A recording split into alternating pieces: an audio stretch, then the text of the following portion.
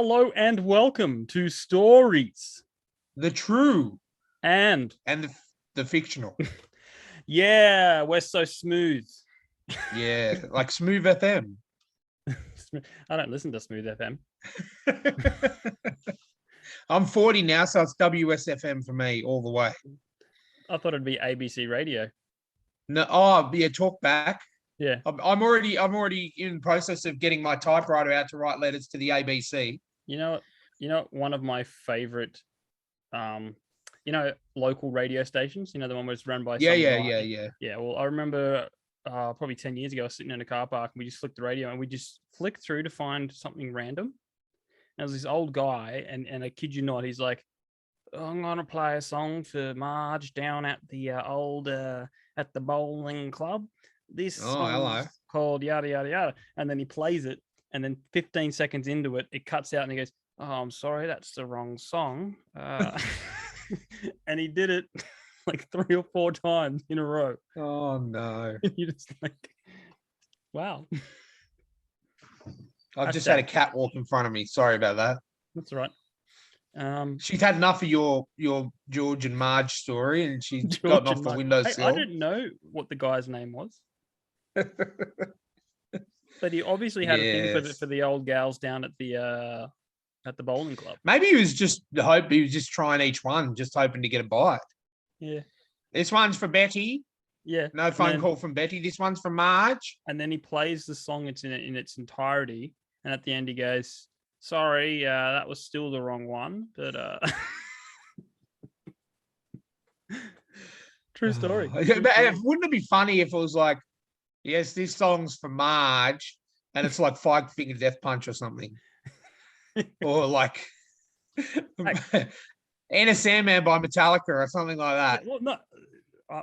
If there's anything I've learned from playing gigs all those years ago, you'd be surprised.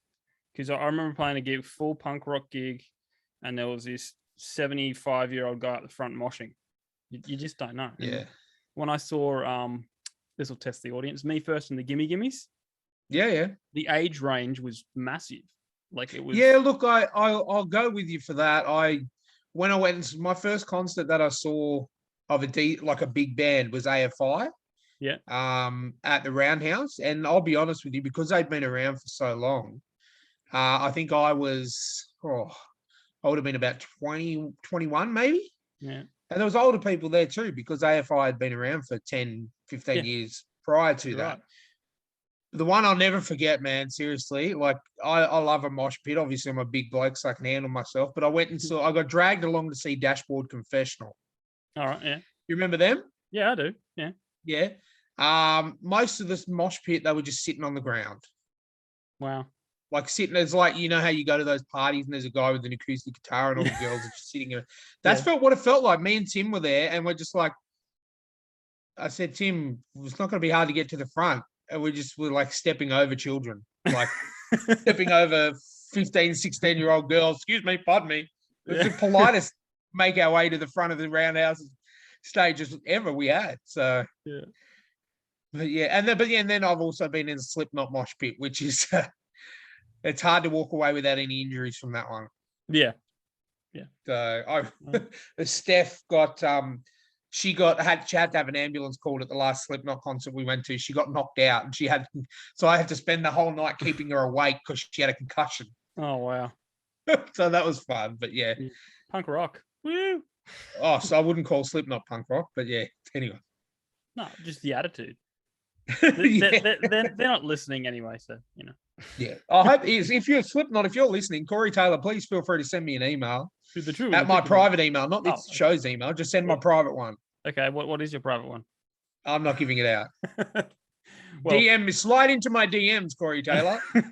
No, we'll do it this way.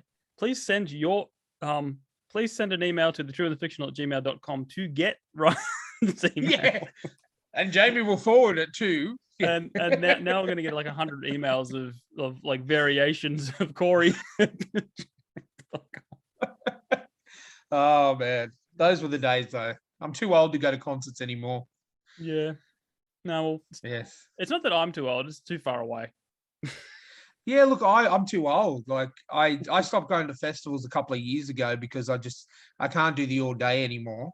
Yeah. I think honestly the last one I went and saw was the Ocean Avenue 10-year anniversary. So yeah, I think was it the Metro? they played a few different ones. I was spewing because I booked my tickets way in advance because it was going to be the last time I saw Yellow Card, and then it was all booked out, and then they announced, "Oh, we're doing one more show where we play Ocean Avenue in its entirety, front to back." Yeah, that's the one I went to. Yeah, I would have wanted to see that instead of the yeah, other, you know. yeah. Oh no, it was awesome. That was the last and I'm happy with that being the last concert I've been to for. Yeah. I mean, you can't top that. I can't remember if it was. I think it may have been Me First and the Gimme Gimmes. That may have been the last one I saw. It was either Yellow Card or Me First and the Gimme Gimmes. But anyway, this is not the concert podcast. Yes, that's our other one. Anyone out there, if you would like to listen to some variations of rock, Yellow Card and Me First and the Gimme Gimmes, very good bands. Yes. Me First and the Gimme Gimmes. No, if you like ska, I'll tell you what. You know what? Funny story. I know we're diverging a bit, but I watched this movie the other day, and I can't remember what it was. It was a B grade film. Yeah. But they had a Real Big Fish song in it, and not a popular one. It was one of my favorites. I don't know. I forget what album it was, but it was a song called "The Bad Guy." Yeah. And but it wasn't by the Real Big Fish. Well, so it was a cover. Yeah, see, I think it was either a cover or the Real Big Fish did a cover of this song. But I'm sitting there and watching the movie, and I think it was a B-grade horror movie, to be honest with you. Wow. It wasn't a heavy version or anything, but I was listening and I'm singing along. I'm like, where do I know this song from? Yeah. And I thought, hold on, that's Real Big Fish. And I thought, okay, there you go. So it was weird. It popped up in. I wish I could remember the movie, but it was probably a couple of weeks ago that I watched it. But it was crazy. I'm sure there's something out there, a database or something where you can see what. Where you can find out. Yeah. Yeah. So there you go. Yeah, Zach Braff was talking about it when he does the songs for his movies. Like he said, there was like a database where you can see what songs were used in what movies because he didn't like to use all the same movies as everybody else did. Yeah. Zach Braff's movies, the soundtracks are always just mint. Tell you that. But anyway, Ryan, do you want to make us laugh? Make us laugh, Ryan. Yeah, sure. Look, Jamie, I had to get my toilet fixed at home and I got a new one. And I thought, you know what? Everyone calls the toilet the John, but I'm going to name my toilet Jim. That way, everyone's so impressed when I tell them I go to the gym every morning. That was, I just thought I'd share that. Yeah. That with you. But what did the farmer say when he lost his tractor? Something about, I don't know, I've lost my tractor. Where's my tractor? I also remember one last one. I also remember the first time I went camping, man. It was intense. Thank you. I'm here all day. Try the veal. I'm just hearing all this applause, and it's just stop, please stop. Remember, if you ever annoy me or get on my bad side, it will be booze, or it'll be. That's fine. A famous man once told me it doesn't matter if you're getting cheered or booed, as long as you're getting a reaction. All right, crickets it is. Yeah, that's fine. It's still a reaction. Tell us a story, Jamie. Tell us a story. This is not. I wouldn't say it's a story. It's more of an announcement for all the people out there. There is a tiny. Do you want to stop and then we'll restart, and I'll just say, "Tell us an announcement, Jamie." No, too late. We're done. There's a tiny island off the coast of England just put out an open call for a new monarch. Ooh. So it's called Peel Island. It spans 50 acres and is home to a crumbling castle as well as a 300-year-old pub. And now it needs a new monarch. So essentially they're going, we need a full-time king. Okay. So. Well, Jamie, I've always told you, I just can't wait to be king. Well, you know what happens? Lion King reference? Sorry. No, I do get the reference, but I saw a meme the other day where it's something to do with, singing this musical number of "I just can't wait to be king," and then 5 minutes later in the movie, you're king. No, Maybe he was a telepath. no. But yeah, no. The tradition holds that each new landlord is crowned king. So yeah, if you guys out there, if you want to be king, head on over to Peel Island, at 50 Acres Island, at just off the coast of England. So That's like that. You can become a lord by buying a plot of land in Scotland or something, like a small. I think that's like a technicality or by default. Oh, okay. This isn't an island. Facebook just keeps telling me I could become a lord. Yeah. Buy something in Scotland. It just keeps popping up all the time. It's like that's like there's things that say, "Hey, buy a star. You can own a star." I did that for Steph on like our first Valentine's Day. I did buy her a star. Now, are you sure that you bought a star that was still alive? Because I'm a star. So gee, you know. So you were a star. I just wrapped myself up in a bow and hang out on the tops of trees. But yeah, I bought one. They're like $100 or something. I thought it was, kind of cool. Yeah, no, it's a nice gesture. Yes. Nothing says romance like a ball of gas on fire. Well, we are recording this on Valentine's Day. We are, and it'll be out. So it won't be released on Valentine's Day, but we're recording it on Valentine's Day. That is correct. So it's very romantic. Shall we move on to today's topic? Yeah, sure. Let's move on to today's topic. I believe today we're talking about hilarious historical facts. Yes, we are. We may have mentioned these before. We may skip over some because it's quite a long article. I've seen some in the article that we have actually mentioned before. So I will. But don't forget, just before we get into it, don't forget to check out our other episodes. So I think they're called Stories. Is that correct, Jamie? Chat. Yeah, Story Chat. We've had some great guests on over the last few weeks, and we're hoping to have plenty more. So make sure you check it out. Let us know what you're thinking about those episodes. Yep, and as always, subscribe, like, comment, share, and we're on YouTube. You can find us on YouTube now. We're now on YouTube. We're now on Facebook. Pretty easy to find. That's why I made sure my hair was okay, just in case we put this one up on YouTube. That's right. We also had a lovely chat with Rolly Ryan. Yeah, she was lovely. She was amazing, and we're seeing your YouTube comments. We're seeing them. Yes. We've been doing podcasting for 6 years, and we finally got the one thing we wanted: feedback and comments. It's been fantastic. That's right. Yeah. And it's all been positive. So we're clearly perfect and not doing anything wrong. That's correct. Yeah. Well, seems while we're in the promo section, I may as well just plug my book again. I wrote a book. Look, it's been like half an episode since you plugged your book. So why don't you plug it? I wrote a book with my friend Chris Park. It is about the Great Emu War of 1932. It is a true story. It really did happen. The Australian Army declared war on the emus and lost. The whole book is written from the perspective of the emus. It is in journal entries, letters, and newspaper articles. It is a hoot. I'm not just saying that. Check it out on Amazon, Barnes & Noble, or if you're in Australia, you can head over to my website, J.A.Bryden.GoDaddySites.com, and you can yes, fancy said GoDaddy. Yes, well, that's what the sites are called, GoDaddy, and you can grab one. I think you put up the links to these episodes there too, don't you? Yeah, I do. Yeah, but go there, you can get a book, a sticker, and an emu feather. And I must stress that these feathers, because I keep getting asked about it, were gathered humanely.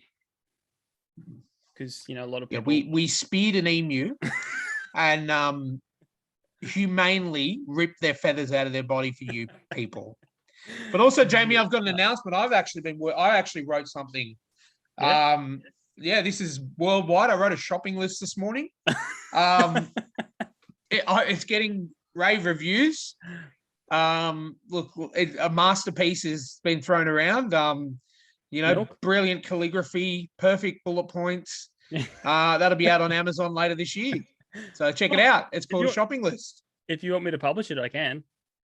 Oh, look, it's my first book, so there's no minimum page limit on Amazon Kindle. So it's about half a page. It's only 4 things. So but I'll put one on each page.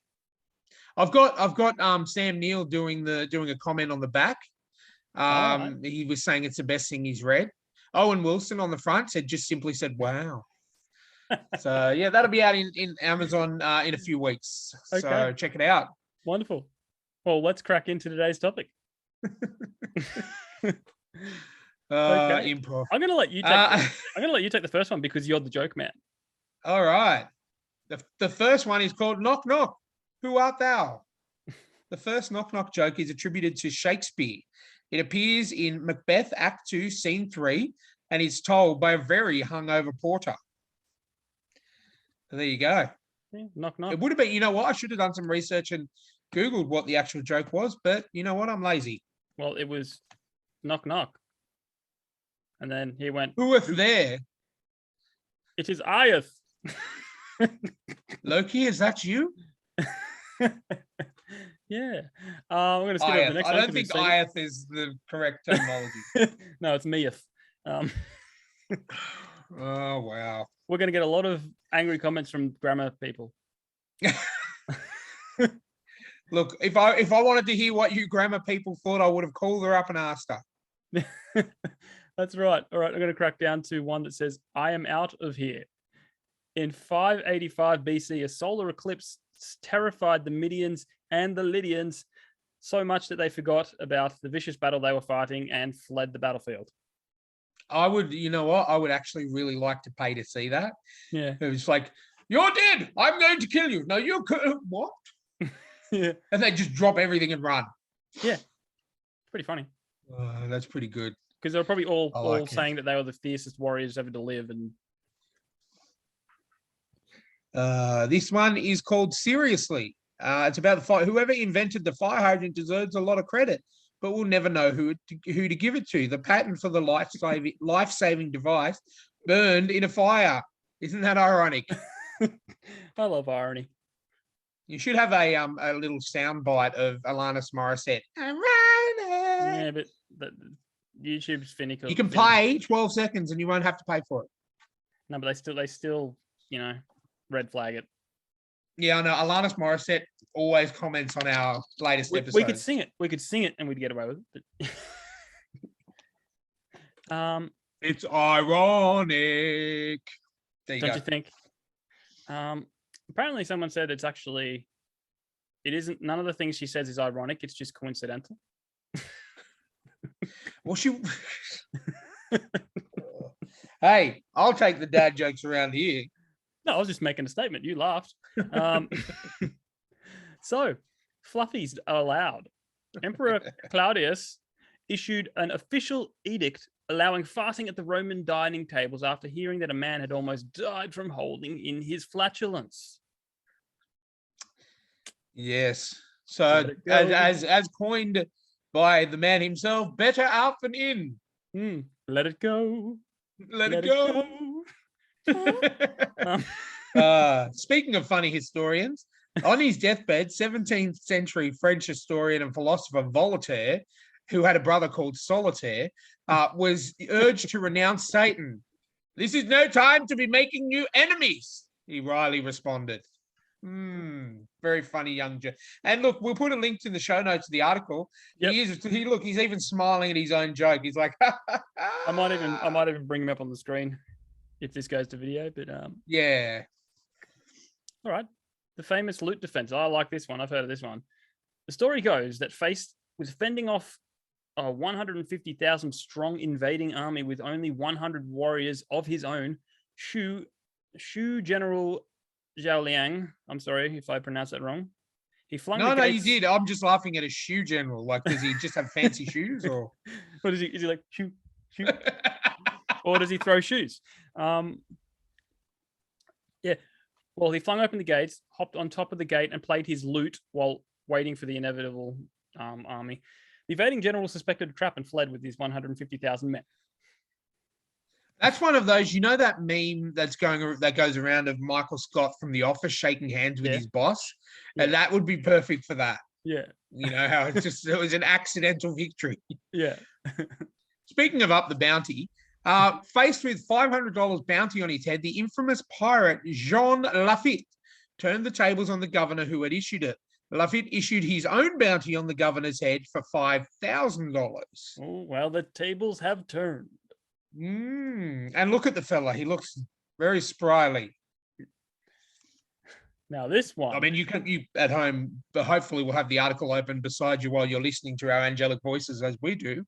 But check it out. It's pretty spryly, the young lad. Now this one is one I can see Ryan really getting into. The popular Swedish power metal band Sabaton teaches history through their music. Among their hits, they have an entire album dedicated to teaching their listeners about World War II. And look at the guys. Look at him. If you look at them, they kind of look a bit German, but good for them. Rock on. The gold door stopper, Jamie. The gold door stopper. In 1799, a young boy found a rock, not the rock, and his family obligingly used it for a doorstop for 3 years.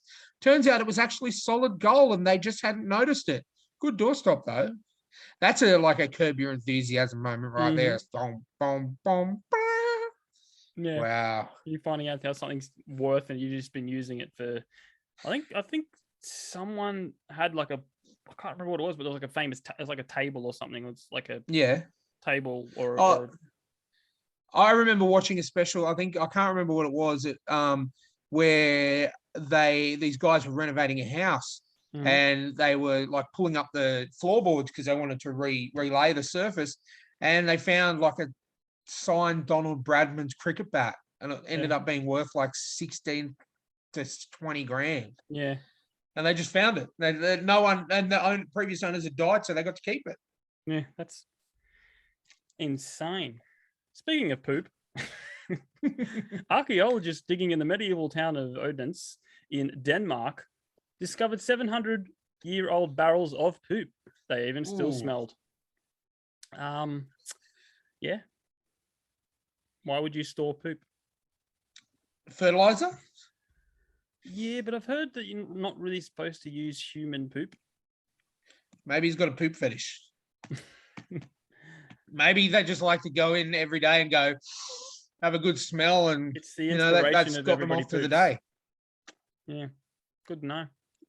Who knows?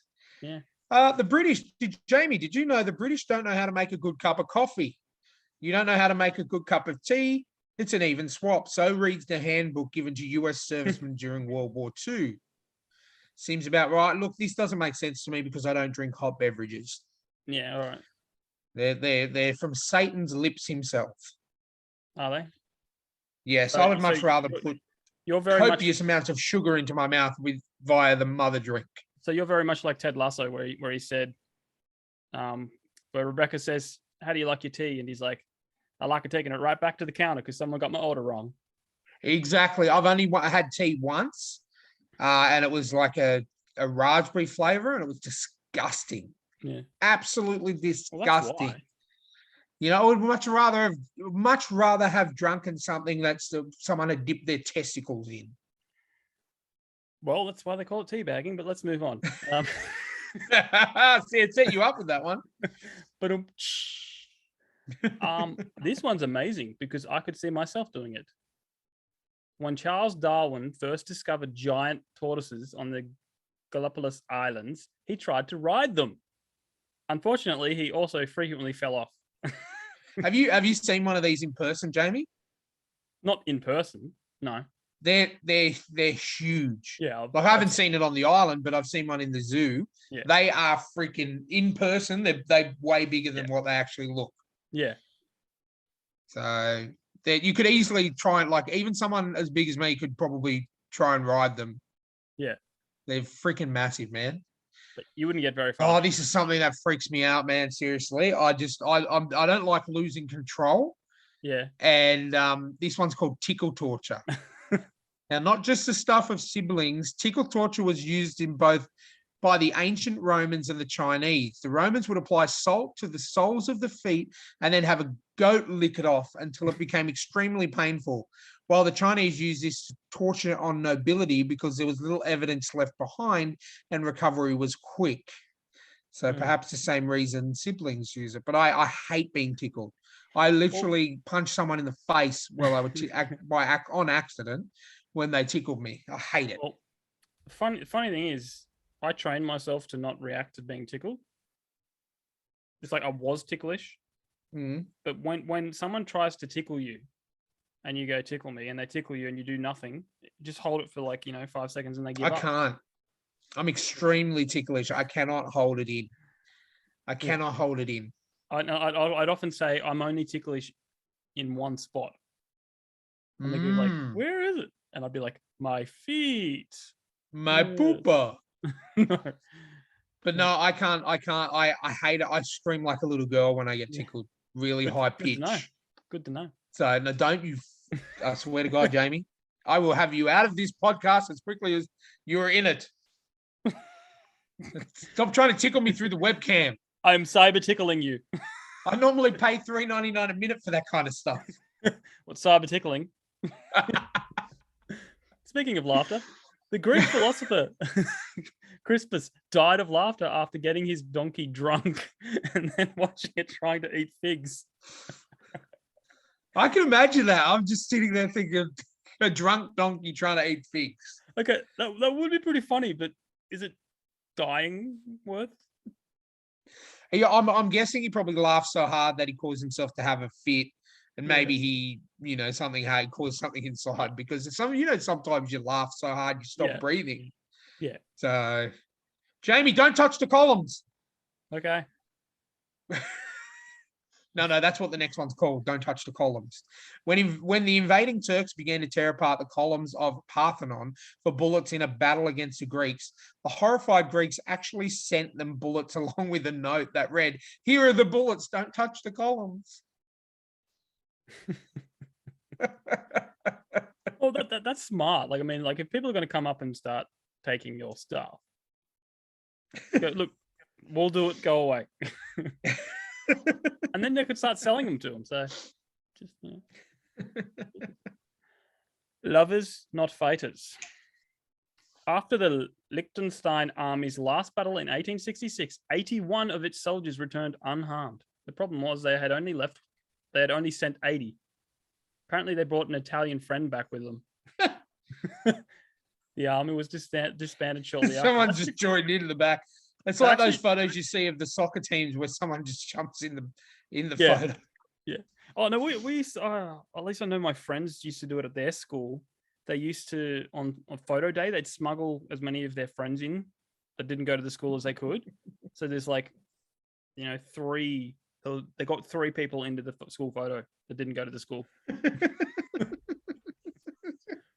Well, the next one's called Bad Luck, Bad Guy. As a would-be assassin, Nedelchio Kabrionovic was an epic failure.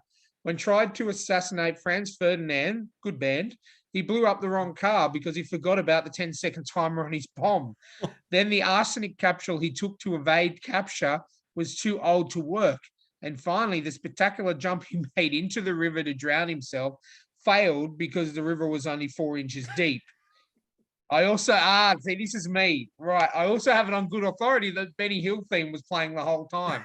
That would have been good. And there's a picture of the young gentleman. He's got a really bad haircut and a really good porno mo. That reminds me of when they tried to kill Rasputin, I think it was. Oh, Rasputin. They got it, Rasputin. Yeah, but he was actually had real things happen to him. This guy was just like... Yeah. No, he had like enough poison in his food to kill like 10 people over. Nothing. Mm-hmm. Then they came in and like, I think they shot him in the head, but shot him, stabbed him, tried to drown him. And and when they tied his hand behind his back and threw him over the edge of the river, like he died, but they found him on the shore with one of his arms free. Like, so he'd gotten free. Yeah. Just couldn't slow him down. Forget the invasion. Let's just collect seashells. I've heard about this one. After a long trek across the we've talked about this one before. Roman Emperor Caligula. Oh. Sorry. Yes. Caligula instructed his troops to collect seashells rather than launch their planned attack on Britain. Yes. They were by the seashore. Do you have to ask? The next one's called Are You Sure We Have Enough? In 1976, the US prepared an army of tanks, helicopters, B-52 bombers, special forces, taekwondo experts, and soldiers with grenade launchers to cut down a single tree that was blocking their view of the North Korean side. They codenamed it Operation Paul Bunyan. The tree lost. Wow. I'll skip over the next one and go Yep. straight to Polly Wanna. Beep. Andrew Jackson's parrot cursed so loudly and for so long during the former president's funeral that the wicked bird had to be removed from the service as shocked mourners watched. The real question, though, is who gave him his colorful vocabulary? You gotta love it. I gotta love funny animal stories like that when they just go a little bit nuts. And as always, if you listeners have any funny animal stories, send them to thetrueandthefictional@gmail.com. Because you know what? We're playing Bizarro World. Don't send us an email. We don't want to hear about it today. Yeah. Oh, add it in the comments below. Yeah, add it in the comments below, and let's do that YouTube thing where they all point down. Subscribe, and I'll position. I'm going to point up. Add it in the comments above. And people are going to be like, "Where's the comments above?" Anyway, let's talk about buckets. In the 14th century, a group of young men from Medina stole a bucket from Bologna. The outraged Bologna, it looks like Bolognese, I'm sorry, declared war to get the bucket back. With 2,000 casualties, the war was one of the bloodiest of the Middle Ages. It is actually known today as the War of the Bucket. The Bolognese never got their bucket back. There you go. If you're that bucket, send us an email to stories@trueandthefictional.gmail.com. All right, moving right along. Skipping a few. Private Jackie. A baboon named Jackie became a private in the South African army and actually fought in the Battle of Passchendaele. I'll put the word up so you can read it. You know what? If you guys sponsor and subscribe us to buy me a coffee, we'll get better pronunciation lessons. I promise. He was renowned for his hearing and would warn his fellow soldiers when the enemy was approaching. He also stood in formation, saluted, and collected his pay. And there's a photo of him looking very seductively at the camera in this article, which we'll share in the show notes. Well, it's him going, you know what I get paid in?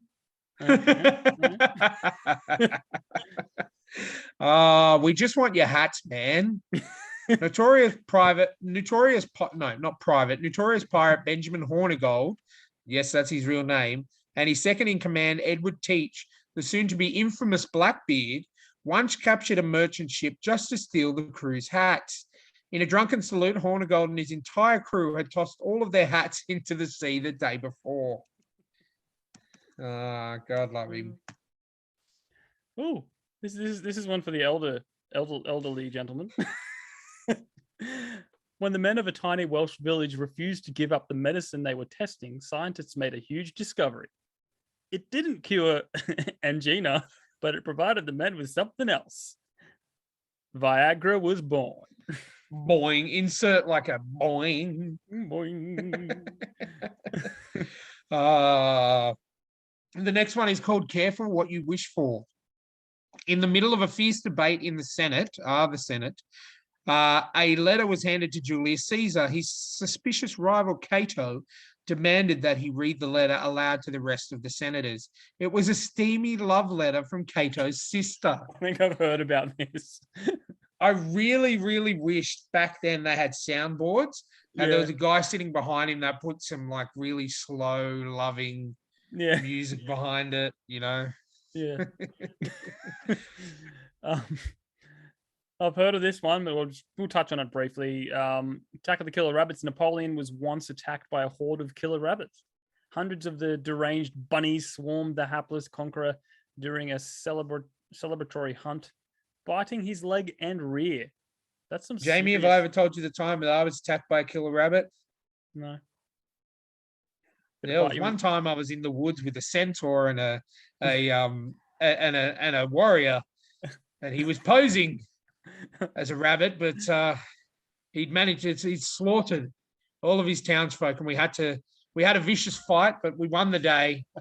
And And then I turned on my comrades and stabbed them in the back as they deserved. And that, my friends, was Dungeons and Dragons. We'll put that up on Patreon if you want more. Yeah. Not really. Sunk by its own toilet. A German Do U-boat. you want to take? Are you doing a double shot Tuesday, Jamie? You just read the last one. Come on. Oh, sorry. I was getting excited. I know the YouTube comment said they wanted to hear you talk more, but just don't try and steal my thunder. All right. Please tell me Okay. of a sunk by its own toilet. You know what? I'm going to skip this one as punishment to you. Better loot. Confederate Cavalry Commander James Ewell Brown, J.E.B. Stewart, sent a telegram to the Union General Montgomery C. Meigs, too many Southerners in this, complaining about the quality of mules he had just stolen from the Union soldiers. Gen Meigs, he wrote, in the future please furnish better mules. Those you have furnished are recently very inferior. So essentially he's saying, have better loot next time. Yeah. Now, are you ready for the prequel? A German I'm ready U-boat, 1206, was sunk by its own toilet. The complex toilet required a special technician to flush it, and when a sailor flushed it himself, it flooded the compartments, forcing the sub to surface, where it was promptly torpedoed and sunk. Oh my God. You know, that got a better reaction because you read it after the donkey one. So there you go. All right, okay. Yeah. Okay. Can anyone say molasses tsunami? Say that real quickly 10 times. Molasses In tsunami. 1919, a 2.3 million gallon tank exploded, turning the streets of Boston into rivers of molasses. According to some reports by co-ops, the initial wave of syrup hit the city was 40 feet high. That's insane. Yeah, I've worked with molasses before. It's not fun. But if it was 40 feet high and took over the town, where would all those Bostonians park their cars? But Thank you. Benjamin Franklin, inventor, politician, troll. Oh, he's a troll. He lived under a bridge. He does. And do you know the password or? Writing under the pseudonym Poor Richard Saunders, Ben Franklin published an obituary for a still living rival in his almanac. No, it's not the same one that Marty McFly used. But when the rival actually died a few years later, Franklin wrote on an article giving him credit for finally putting an end to the prank. Good old Benjamin Franklin. There you go. We made it through. Well, that's 33 hilarious historical facts. I think we only read 30, but thank you for surviving this long. You didn't finish school, Jamie. We won't hold that against you. Yeah, no, but that was intentional. So, what do you say we move on? What's the next segment? I forget. Is it Book of the Week? Sorry? Is it Ryan's recommendations or is it Book of the Week first? Your choice, mate. All right, let's do Book of the Week. I will put a link in the show notes to it, but this is a book called The Path of a Titan, The Proving. It is very sci-fi. I'll just tell you that.